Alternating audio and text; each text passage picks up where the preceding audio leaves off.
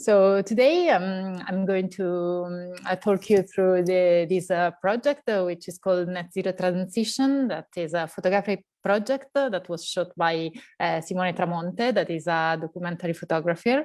And I was, let's say, involved in the research and the plan of this work. Simone is a documentary photographer that is very interested in documenting social issues and the relationship between the people and the environment. And instead, I am a researcher and I'm an expert in the development of innovative technologies. So we have partnered for this project and we started thinking about it during the lockdown, in the first lockdown in March 2020. And since then,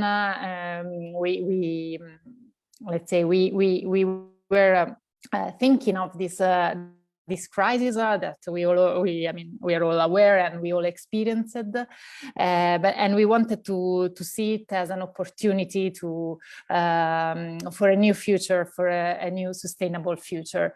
So let's say all scientists are now very clear on what that is, we are undergoing this very serious global climate crisis. The Earth is warming up very quickly, and a failure to act now will create real problems in the futures.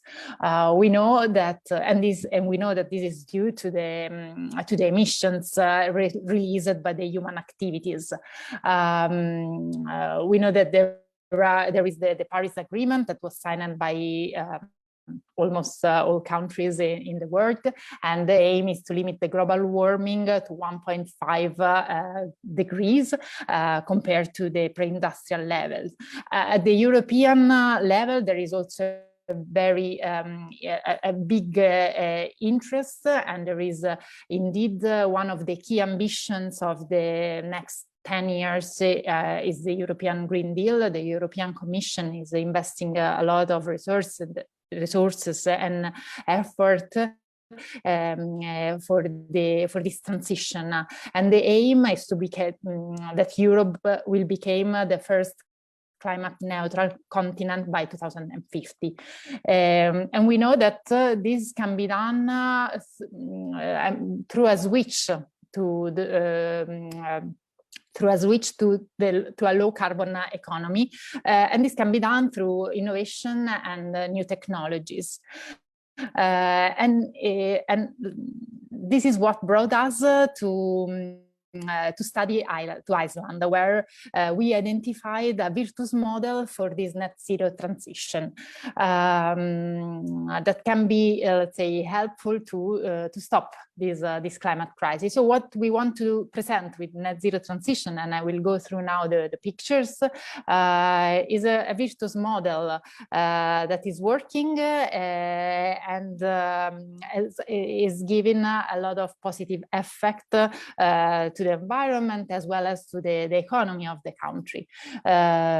So Iceland is a very peculiar country. They have a lot of natural resources behind in their earth, but they also became leader in the development and implementation of geothermal and the exploitation of the geothermal energy. So in these pictures, we are seeing one of the first geothermal power plant in Krafla in the north of Ireland that was built there in around the 70s, in the mid 70s. So geothermal energy is a much more sustainable source of energy compared to the fossil fuels energies. On top of that, in Iceland, they're implementing new technologies to reduce to the minimum the emission of the carbon emission that are linked to the extraction of this geothermal power, because they are either reusing the same the emission in place for other let's say uses, or they are injecting back the carbon emission into the earth. And in this next picture, this is the outside of a very ambitious project that is called CarbFix, that was financed by several projects, scientific project and collaborative projects financed by the European Commission, that is called CarbFix, where the carbon dioxide is mixed with water and reinjected back to the earth, like at like 500 meters depth into the earth. And here the carbon reacts with the rocks and basically is trapped and removed from the atmosphere. So this is something very interesting that is really helping the reduction of emission of these carbon emissions. And finally, this I want let's say in this overview, I will present the last way to reduce the carbon emission. In particular, in Iceland, the land is very poor of trees. This is something that originates from 1,000 years ago when the Vikings came to Iceland. They harvested all the trees to create houses or for the boats or as fuels. And now the land is really is lacking trees. But the government and the Icelandic leaders have identified reforestation as a way to reduce the carbon emission and to fight the climate change. I think, let's say, these pictures and this trip to Iceland show a virtuous model which is a positive model to present how let's say investing in new technologies and in green technologies can let's say fuel this transition towards a new economy based on green energies, and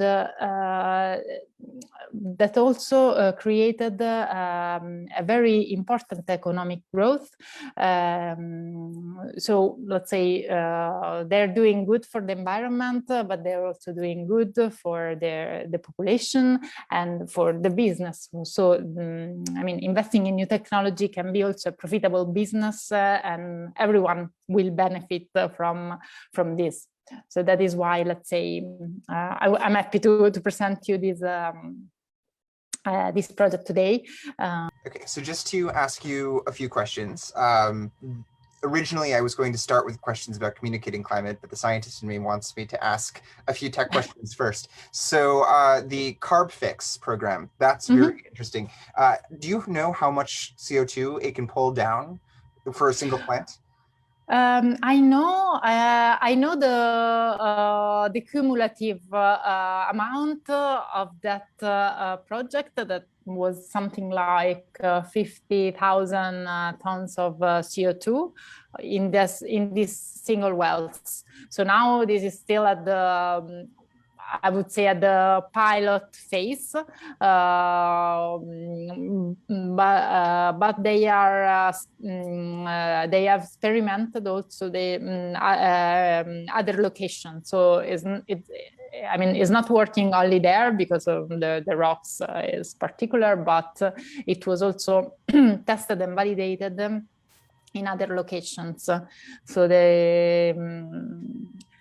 I mean, the amount can increase a lot.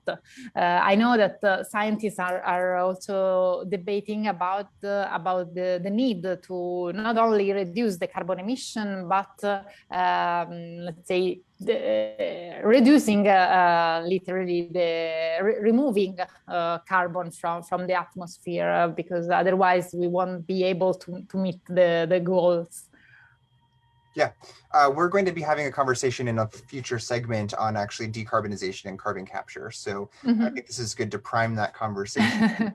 Just one more question on CarbFix. Do you know roughly like what the % reduction in Iceland's emissions has been as a result of this intervention, or is that not yet figured out?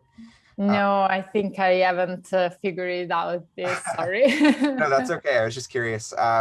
Okay, so then my next question for you is, I wanted to ask you, as a scientist, how has it been? Like, what has the process been like to get involved with the communication side of the climate crisis? So working with Simone Tremonti and particularly trying to communicate these technology innovations through art. Can you talk a little bit about why you chose to take that path? Well, I was very, let's say, I was very interested in the innovation, and I've been working also personally at as a consultant, let's say, for several innovation projects. So with Simone, we started. I mean, we wanted to show a positive message. So he was very interested in the problem of climate changes, but we didn't want to show the let's say the negative effect. We think that in this period is very important to communicate the need for this shift. So and we think that photography is a mean that is very immediate, so it can reach everyone, because the image is such a widespread and also easy to understand way, and very powerful way to reach a lot of people, and so so that is why, let's say, we decided to keep this to keep this path, and then we started studying what was there. So we decided to go to Iceland this summer. It was possible. First of all, it was possible because, you know, with the all the COVID crisis, it was not so easy to travel outside Europe. So that was one of the reasons, of course. And there we found a lot of interesting opportunities and reality there. I think there is a lot of sensitivity among Icelandic people for this matter. My idea is that they really have the problem of climate change under their eyes because of the glaciers. So, I mean, we also visited the glacier, and they were telling us that they could see year after year that the glacier is retiring, so they can actually see that the glaciers are melting due to the climate change. And I think that this has